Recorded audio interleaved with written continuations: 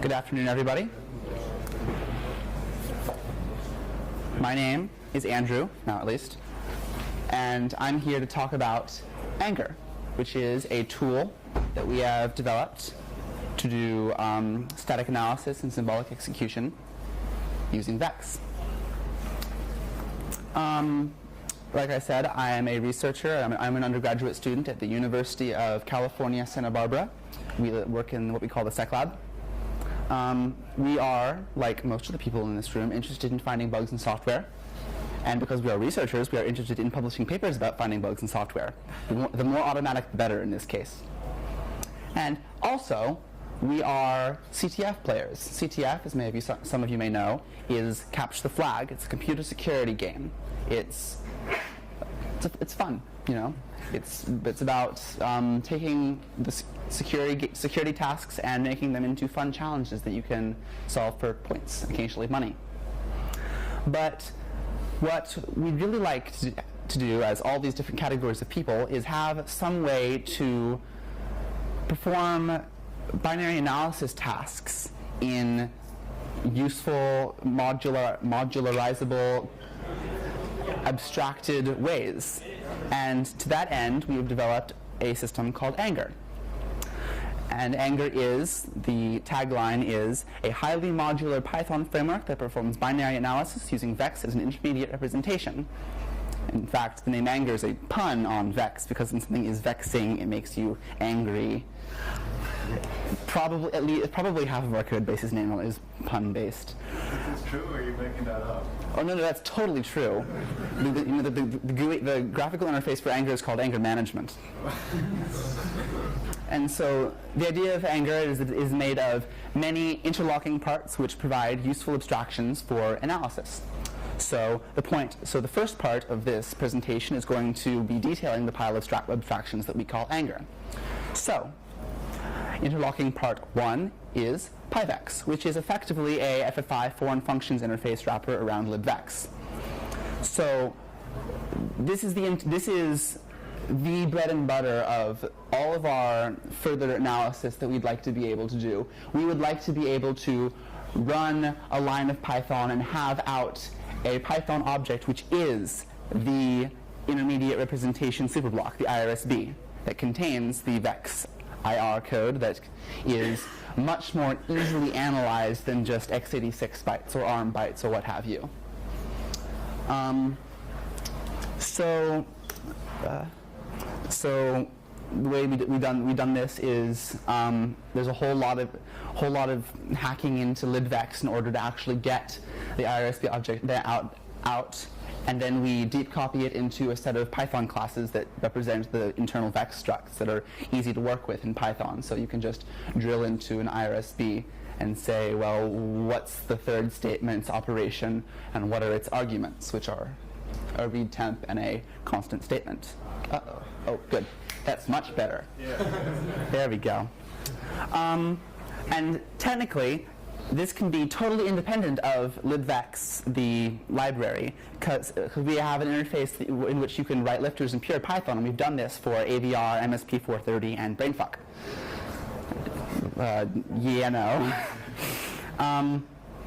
So that's interlocking part number 1. Interlocking part number 4 is called simivex.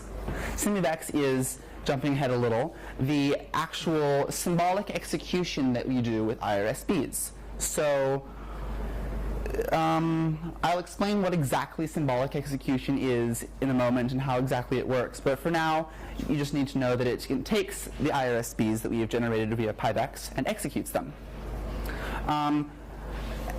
But it technically supports execution from other interfaces that aren't VEX. Simivex has grown into be a little bit of a misnomer as we've grown and expanded the library to support more things. But VEX is the first and the best supported, and it's also in the name. So most important, if you're going to emulate IRSBs, you're going to need to emulate the effects of each of the kind of IR statements, expressions, operations, dirty calls, and clean calls. But ultimately, the abstraction that you get out of SimuVex is this concept of a simulated state, which is a representation of a program state at a given time. And the symbolic execution process is one that produces, given a state, any number of successors that could possibly result from executing that state. So once we start thinking about executing things, we need to start thinking about the environment in which we execute things. So we need to start thinking about how do we model memory, how do we model registers. Vex has sort of decided the answers to those questions for us. We have a flat memory space and a flat register file. But other than that, you need to start providing, well, what happens when you hit the IJK sys and you need to emulate a sys call? What happens when, how do you actually model those sys calls and their events symbolically, and etc. So one of the things that we use to make this work whatsoever is this module called Clarify in our locking part number 2. So Valgrind and its friends will want to use Vex and emulate these things, and in all the registers there will be integers. But what we want is we want not integers, but symbolic bit vectors, which are effectively variables that can be built up into trees, and then you end up with ASTs of just variables and values and operations and then you can reason about, well, what if there were a constraint saying that this value must be greater than this value? And you just say that that is an assertion over the current program state. Then once that assertion is in place, you can use an SMT solver such as Z3 in order to reason about additional values that therefore must be a certain value given this constraint. So Clarify is the abstraction layer that allows us to reason about bit vectors as well as integers as well as any number of domains that we will sometimes choose to use for static analysis. So as a brief interlude here, let's talk about what the actual process of symbolic execution looks like. So we're going to show you how symbolic execution executes a program and what we can do with that. And these slides are stolen from every single other presentation about angr ever. So pretend for a moment that we have this code slice. We don't even have to pretend, there it is. So we're going to start execution up here, the blue line, and we're going to start with a sort of blank state that contains says that, well, we don't know what x is yet, and there's no constraints on this state yet, but we do know our instruction pointer is there. So when we tick forward, we're going to, I should have said, okay, so when I say x is question marks, what I actually mean is x is a symbolic value. That is, x is user input, and we don't have any idea, we don't have any conception of what that value could be, so we'll just create a symbol, x, and say that is x. Then, as we tick execution forward, we will hit that branch statement, and there are two possible places that the CPU could jump to after that instruction. It could either jump to here, or it could jump to here. And in symbolic execution, we take both. So this initial state produces two successor states, state AA and state AB. In it, x, we still have no conception about what the actual value of x is, but we do now have a constraint. An assertion over the domain of values that x may take on. That is, in this state AA, we know that x must be less than 10, and in state AB, x must be greater than or equal to 10. So the process of SimuVex, the symbolic execution, is effectively computing this constraint, is extracting the idea of this constraint from the code and placing it in the actual state. So if we just sort of continue the example, we are now going to take the state AB, because that's the one that's getting us closer to the you win, because we're trying to win here. That's what we're here to do. So then state AB is going to further branch on the second if statement and it's going to add add the constraints on the state x is less than 100, x is greater than or equal to 100. And so now we can say that that state ABA is the state that ends up being at the u-win spot, and we can tell that. So therefore we just invoke a constraint solver on the value of x given those variables, and we end up with, well, there's a possible value of x that could, and does, cause the program to take that path. So that's symbolic execution. That's the goal here. So as sort of a side note, the third interlocking part, and a very out-of-order list of interlocking parts, is the binary loader that we implemented for the Angr project. It's called CLAY, stands for Clay Loads Everything. It's very complicated.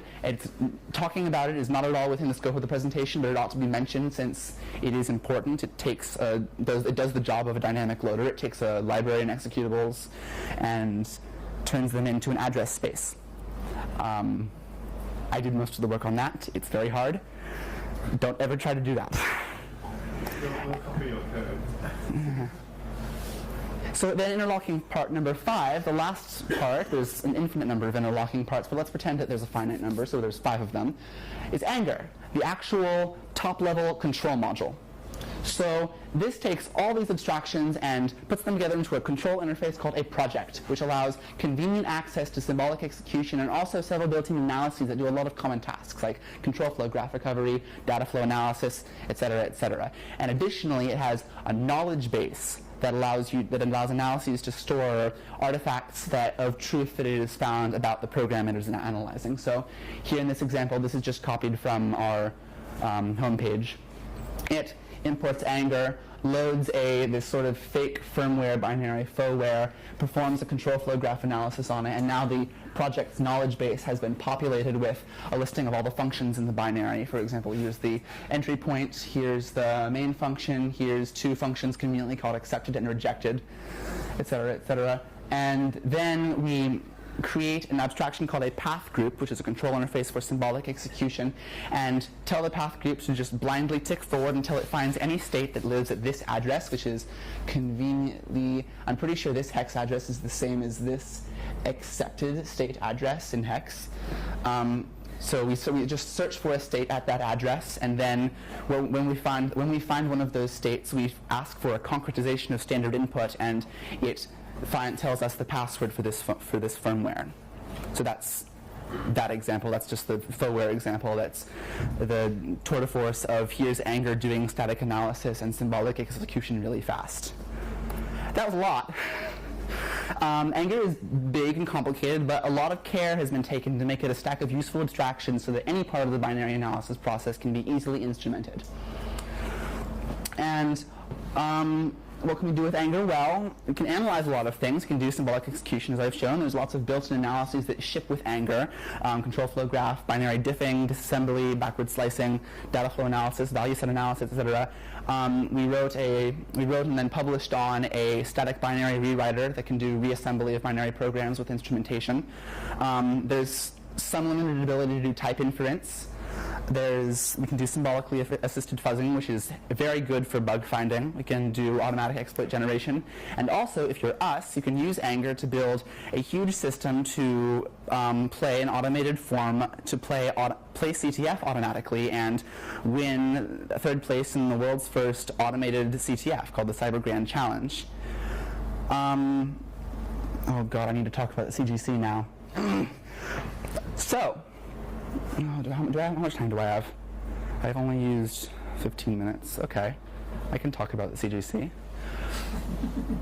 So, in the United States of America, there's this part of the government called DARPA, and their job is to throw a lot of money at researchers to do research that they want to do. So one of the things that they've done recently is they decided, well, we want the state-of-the-art for binary analysis and auto-exploitation, etc., to be advanced. So they said, hey, researchers in the United States, we want you to build a machine that can play against other machines totally autonomously, playing the standard game that we call capture the flag. Now, this is sort of a format that DARPA has done in the past. DARPA Their original grand challenge was for self-driving cars. You may have heard of that. The grand challenge was, let's take this established human sport of car racing and say, can we build AIs to do the same thing? And so the Cyber Grand Challenge is the same thing, but for the game of CTF.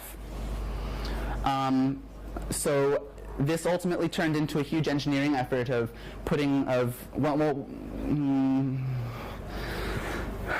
there's a lot of trauma associated with the 4 months of horrifying development that went into the CGC, but ultimately we built a system called the Mechanical Fish to use Angr at its core to analyze binaries, find vulnerabilities, and then patch those vulnerabilities, turn vulnerabilities into exploits, and then launch those exploits against a series of opponents on a closed network, and win us $1.5 million. That was pretty good.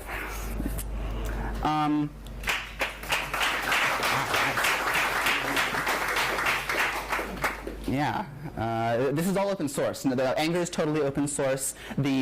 All of the Mechanical Fish is also open source, I should mention. It's just sort of sitting up on GitHub. If you wanted to kickstart a robot uprising, it's probably a good place to start. So there's some of the analysis capabilities of Angr, but what you can also do is build a community. Well, that's what we've done. It's because a lot of people seem to be using Angr for some reason, and we've got 100 people idling on our IRC channel. We've got over 100 people on our Slack channel asking questions about why did my script break, and we've got a really nice community on GitHub talk where people are submitting pull requests, opening issues, and people are servicing pull requests that aren't the core research team in the Sec Lab, and it's mind-boggling that people do this for us. And what we've also done is we've also made friends with other open source projects that we use. For example, Z3, Capstone, Unicorn Engine, Qemu.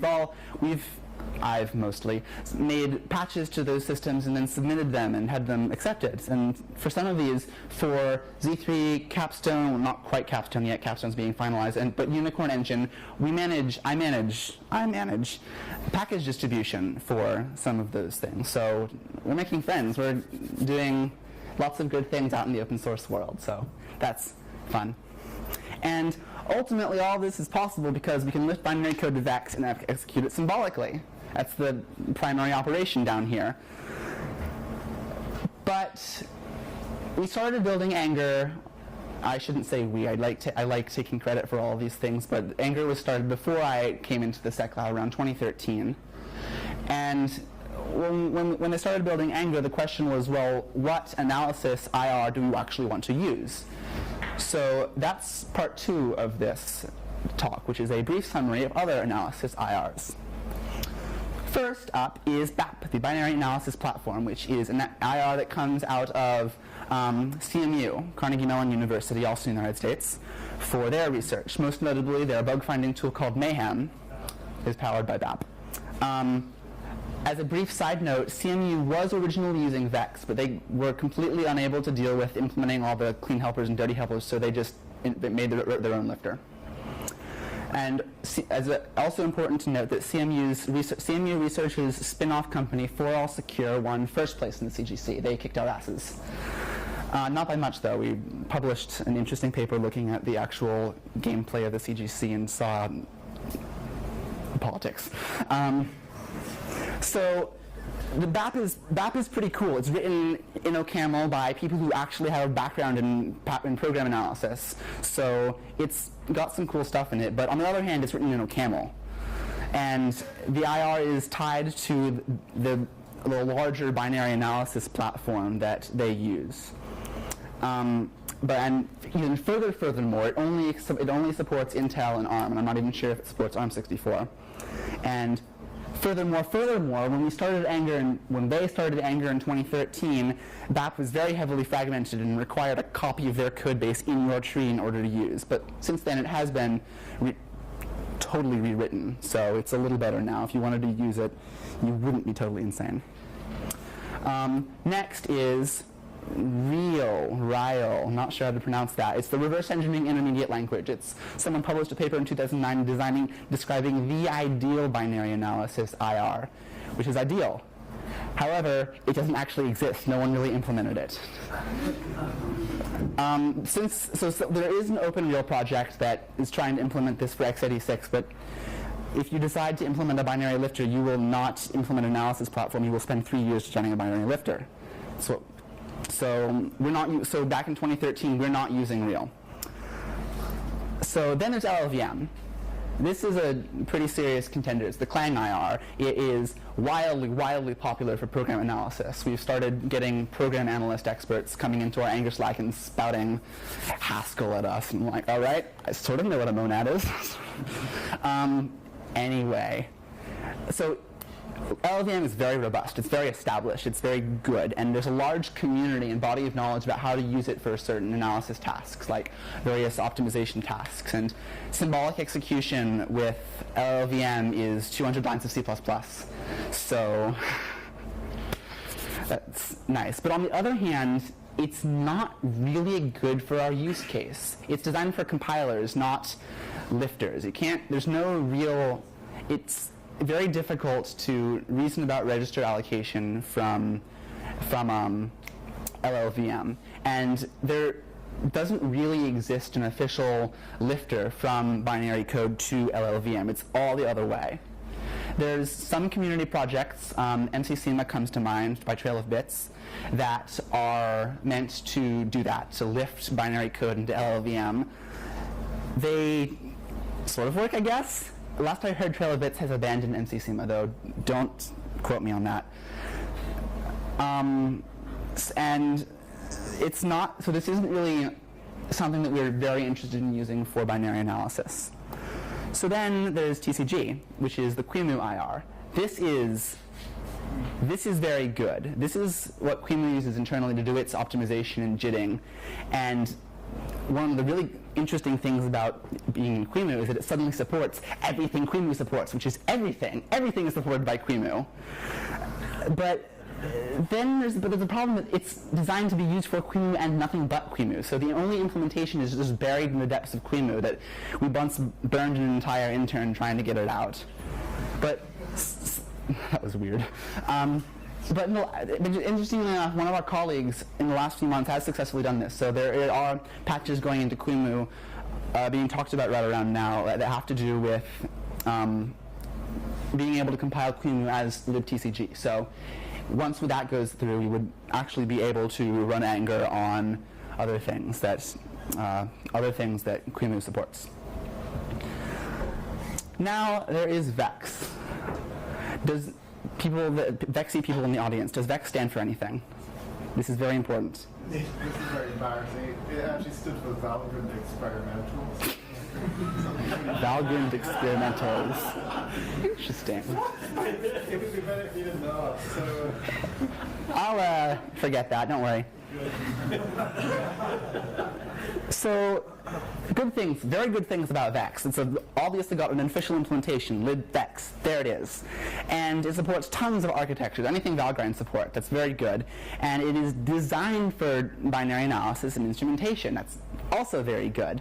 And it's written in C, so its structures are well defined and easy to export to other languages, under active development, and supports a very wide range of ISAs. Like, if you look into other analysis platforms, they've got long-running issues open for months and years about, well, we've got to support the SSE extensions to x86. Who wants to write that?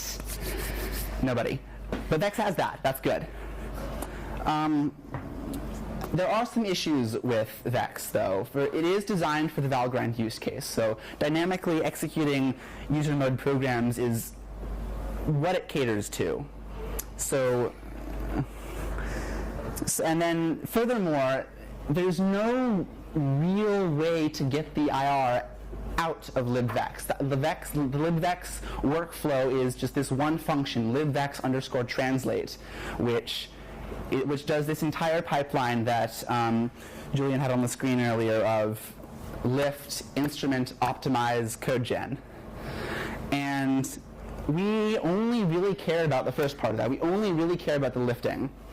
So for a while, we had this really, really janky solution that commented out half of libvex translate and then used one of the instrumentation functions to deep copy out the IRSB. I fixed that recently. That's good. Furthermore, you do have to implement a billion IR-ops and C-calls, and some of them are pretty weird. Like there's IR-ops for floating point, sine and cosine, etc.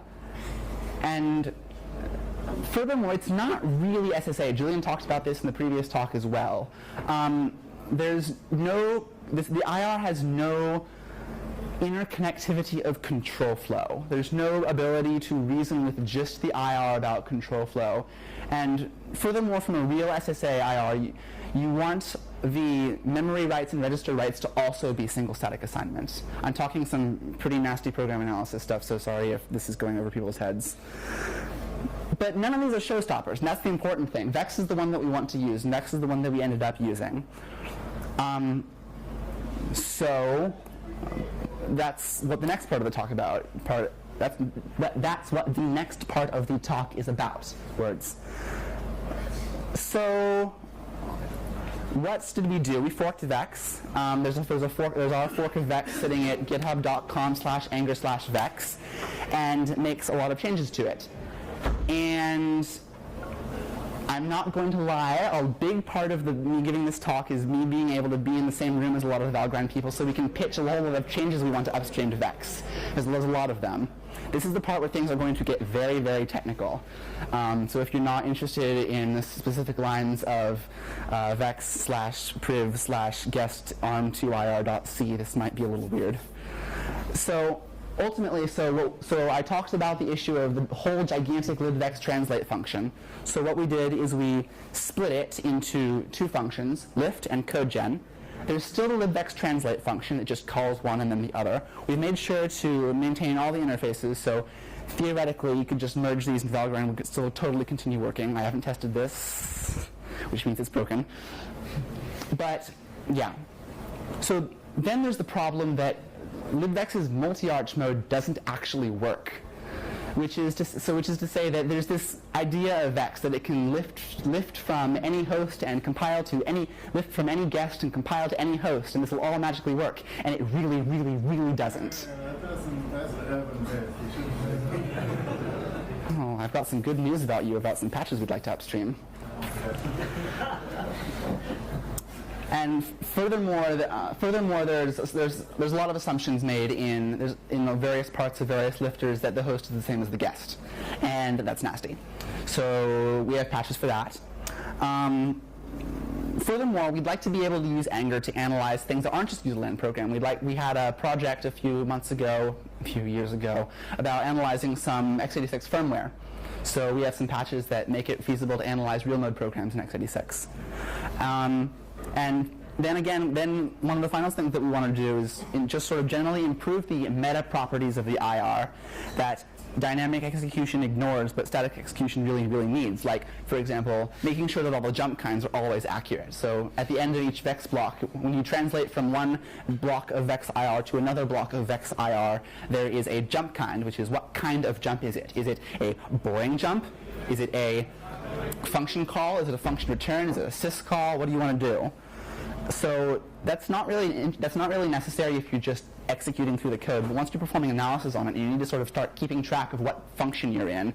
It's very important that that's right all the time. So there's a couple of cases where that was wrong, and now it's right. Is it even really knowable? Nothing is ever really knowable. Yeah, but seriously, some of the jump kinds, particularly the spot function returns, are impossible for. It's like we'd really love to know that, because then we could make Cauldron work on all platforms. Mm-hmm. But it seems to me impossible to know. Yeah, there's actually currently an issue open on our end about one of our post processors that is overzealous about marking something as a return. So we need a better heuristic for that. But all the patches that I'm about to present are good as far as we know. They're strictly better. Okay, let me not distract you. Yeah.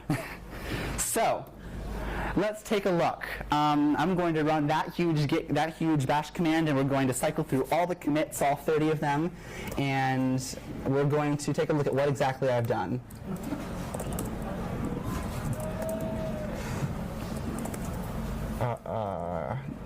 Please tell me that's in my history.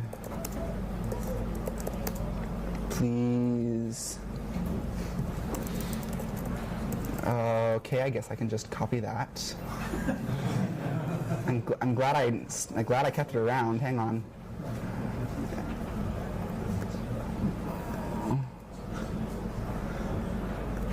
Yeah, that's the one. Anyway, so we use Git, not SVN, because we love ourselves.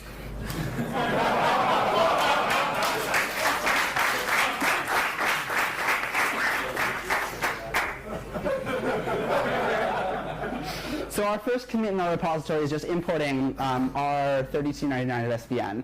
This is that was the most recent commit as of about a week ago. I rebased everything on top of the current master, so this should all be good. So this is just import of vex into Git. So the next thing we do is just adding a git ignore and readme and That one character, move the terminal that one character to the right. So you can see that's important. Hang on. Good. All right. First off, TileGX doesn't work in multi-arch mode for some reason. The make file just sitting in the Vex repository seems to have been not updated in a very long time. It doesn't even include the object files for the TileGX code. Yeah. Yeah, I was looking at those messages and like, maybe I shouldn't put in the effort to support this. So disable TileGX in multi-arch mode. Second one, in x86 it's important we switch these LDT and GDT registers from being H words to being ulongs. The goal is that they take up a consistent amount of space regardless of the host architecture. And this is important because we have a static mapping in angr of all of the offsets in the guest register file, and we'd like to not have to have some magic way of updating that depending on what your analysis platform is. Next, we clean up the build system. This is just a big cleanup of the libvex build system. It is big and it is clean and it paves the way. And oh, this is actually an important change I should go over. Where's the gen offsets program? Right. So there's this public. Look, I'm doing my best. So there's this program called gen offsets in the libvex build process, which generates this public header pub/libvex_guess_offsets.h. And the idea is to hold on to have there be a public record of what the actual offsets into the host file, into the guest register files are. Like, what offsets do you need to look into the register file to find EAX, or R0 on ARM, or R0 on PowerPC? Previously, there was a real hacked up grep into sed into something to make everything work, but because of that change that we just made, the one with changing the H words to the ulongs, now everything is consistent across every platform, and we can use something much simpler in order to actually grab those offsets. In this case, it just compile a program that includes that just runs the size of macro a billion times and dumps them all out into that header file. Does this work even when cross-compiling? Huh? Does this work even when cross-compiling? Yes, that's the idea. That's good. Next, support compiling for Windows via NSVC. This was not fun. It's a lot. It's basically a whole bunch of. The real kicker is def. We condition out a whole bunch of weird vargs code with another version that MSVC understands. Okay, then here's the stuff where we just do a bunch of defines to stub out all the GCC specific functionality. I got it to work at one point, and then my Windows machine fell over and died, so I'm not really sure how well it works right now. But it worked, and it can probably work given about 30 minutes of dev time and a working Windows machine.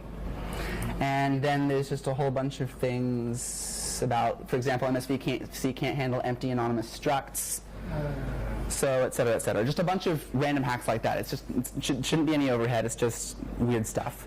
Next is Next is we replace. There's this adder type, which is this generic host word that sort of switches between 62 and 32 bits based on the architecture.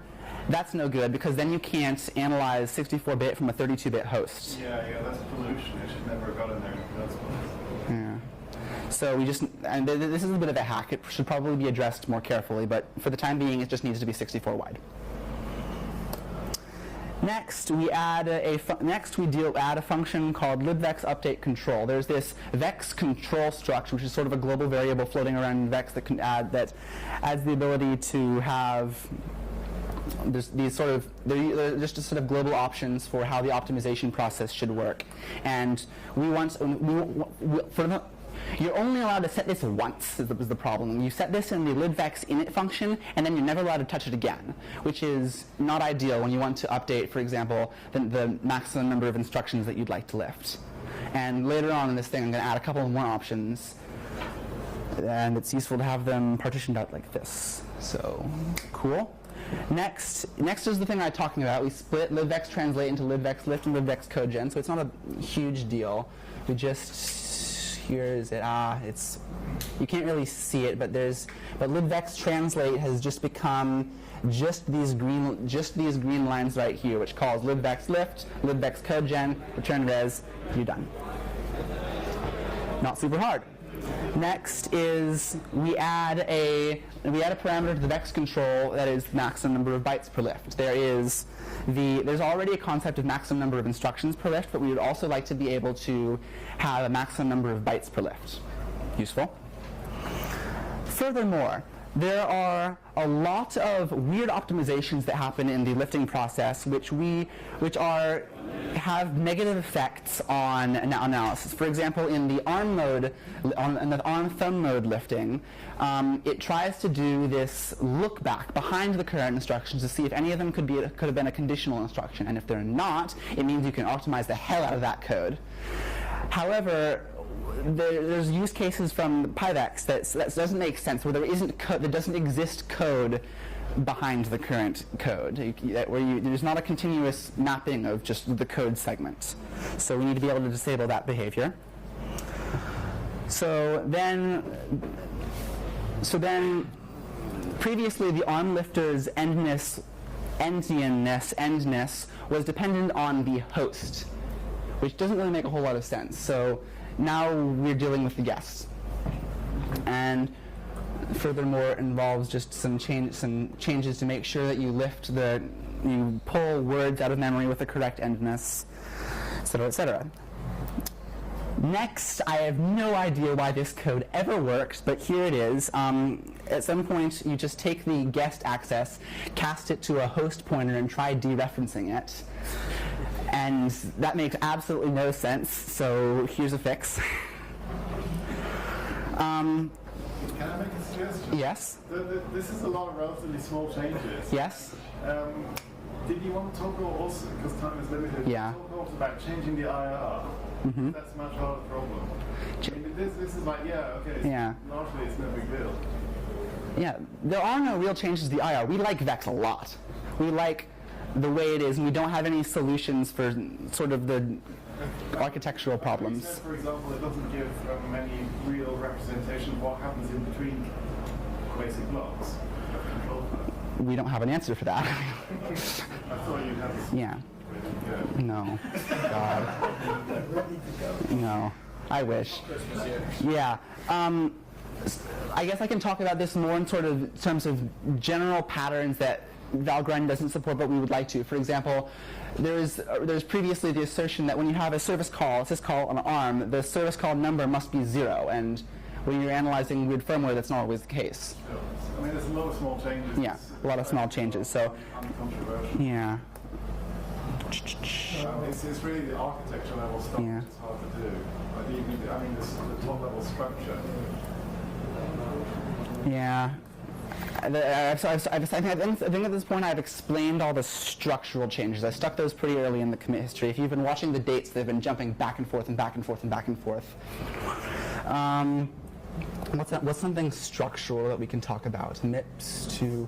So, can I question, which is, if you actually just shove this law into the standard algorithm, does it still work? I haven't tried it, but it should. It really should, because I'll... Yeah, I took some care to make sure that all the interfaces were preserved and that any new options that I added defaulted to the original behavior. Right. So, let's see, anything else that's interesting? Anything interesting? Blah, blah, blah. Blah. Okay, then this is a huge commit that adds support for analyzing x86 real mode code. So we add a parameter to the archinfo that is the CR0 x86 register. And so that controls a big chunk of the new x86 lifting logic. And also involves handling the LDT, GDT registers correctly, and it's just reorganization. It's pretty fundamental and sort of needs to drive home the idea that VEX has uses outside of analyzing real mode programs dynamically. So, optimization, and there's a weird type error I found. And that's all 30 commits. So, go back to here. That was a lot. That was a lot less than it could have been. I spent the last 2 weeks cleaning up our 3 years of mess of commit history and packaging it into this series of 30 meaningful patches. So I have put in a lot of work to make this nice and hopefully just ready to be accepted given some testing. So some future ideas these are some more architectural, some architectural, some structural changes. My understanding is that the origin of the C calls in VEX are that they were originally copied from QEMU.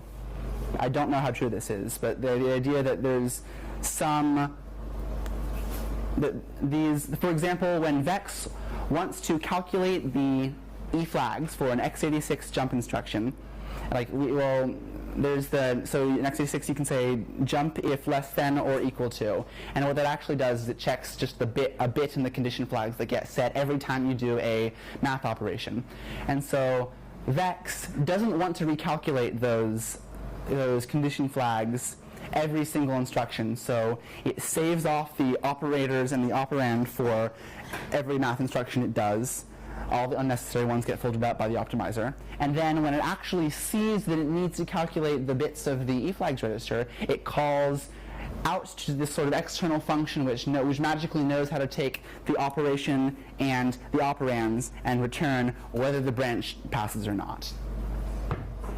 So, and it's totally possible that and the existence of these C calls is a hindrance to analysis and optimization and lots of things. So it would be nice in the future if we could inline all these C calls as just IR.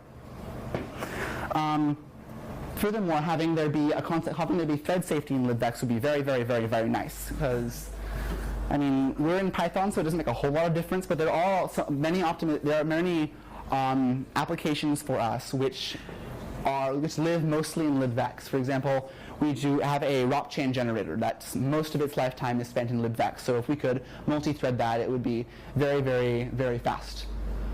This is hard because VEX is designed to make zero assumptions about its outside model. So it has no access to anything that could possibly give it thread local storage. So there would probably end up being a callback that it would call that it's just saying, hey, whoever's invoking me, please give me my thread local storage block, and it would do that. But that would involve moving literally every single global in libvex into that huge thread local storage struct.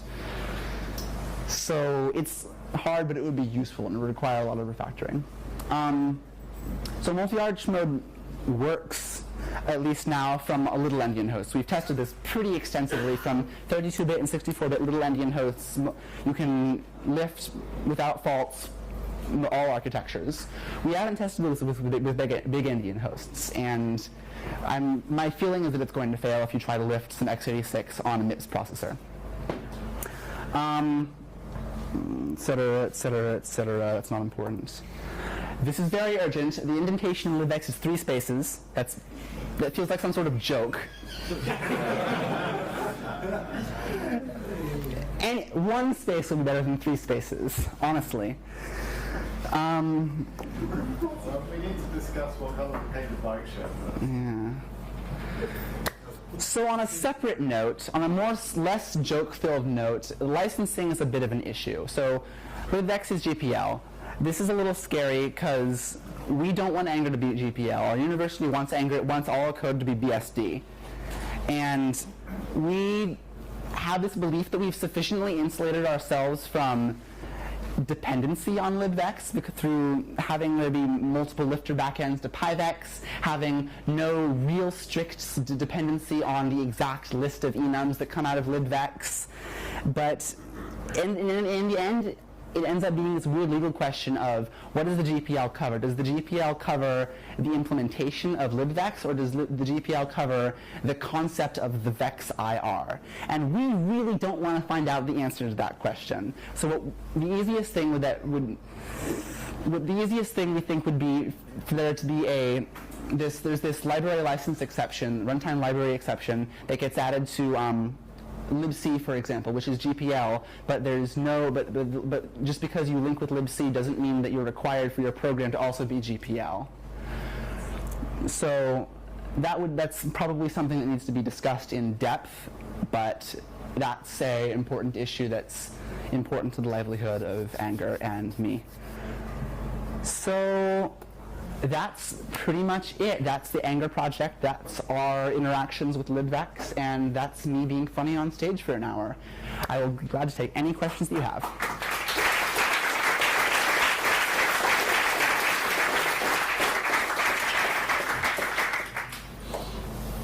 Questions? So the jumps problems that you have, I understand that it's hard to know, sometimes impossible. But is it mostly because of optimizations and like inlining, or is there anything else more fundamental that would stop you from knowing how to go back? Because he said that you need more information. He said you can't need it, and now he's trying to So the nightmare case is on ARM and thumb. There's no such thing as a write instruction. There's just this weird instruction which pops a number of things off of the stack and puts them into various registers, and this can include the program counter. So dozens of ways to return. Yeah. Yes. Yeah. So it's just, but that's like a return, right? Yeah. PC, yeah. So that's the heuristic that we tried to implement, and it's not. I'm the exact issue that's coming up isn't right, but so it's not a CFG problem. It's an instruction problem. It's an instruction problem. That's easier to solve. I think there are some CFG problems, but like. No, there probably is. Yes, absolutely. Those are the impossible ones to solve. Mm-hmm. Start with.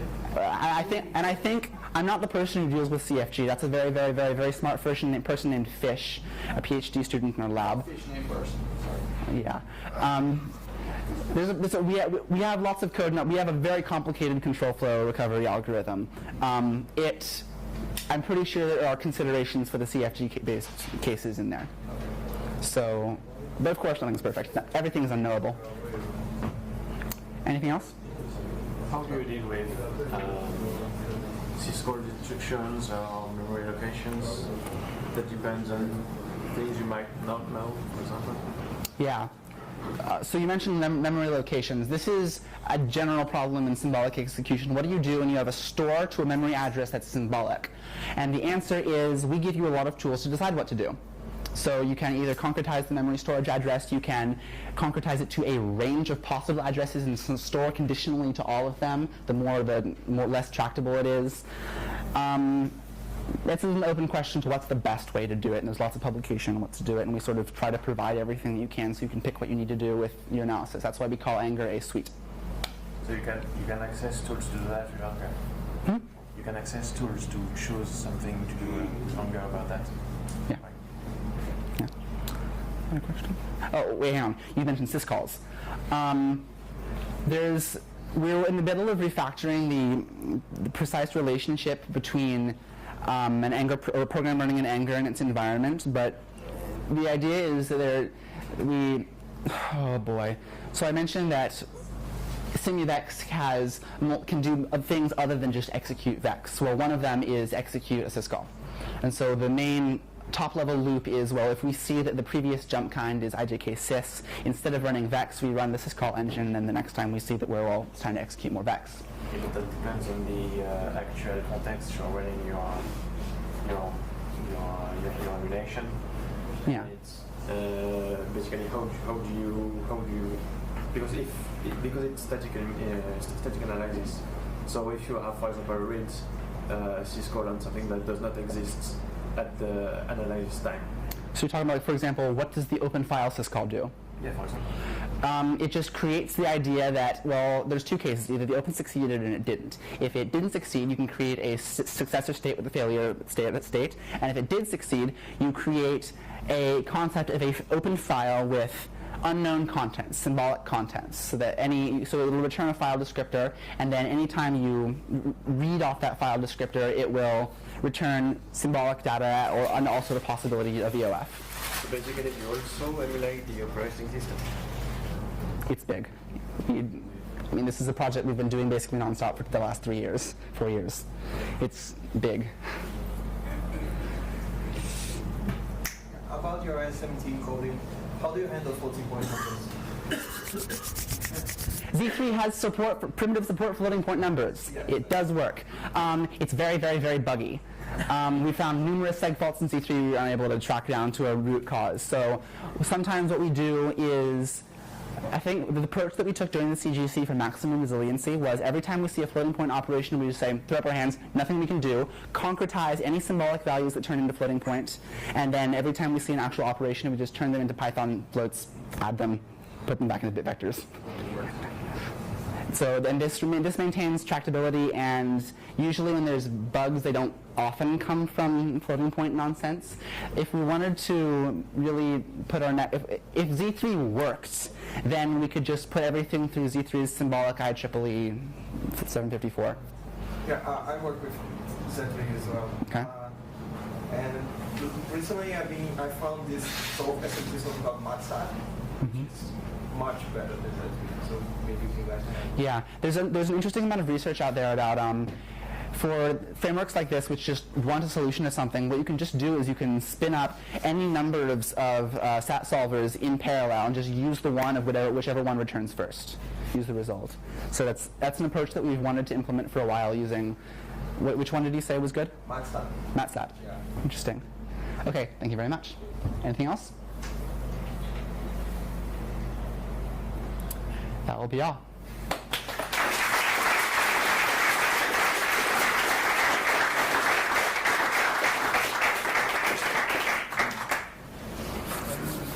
Whew.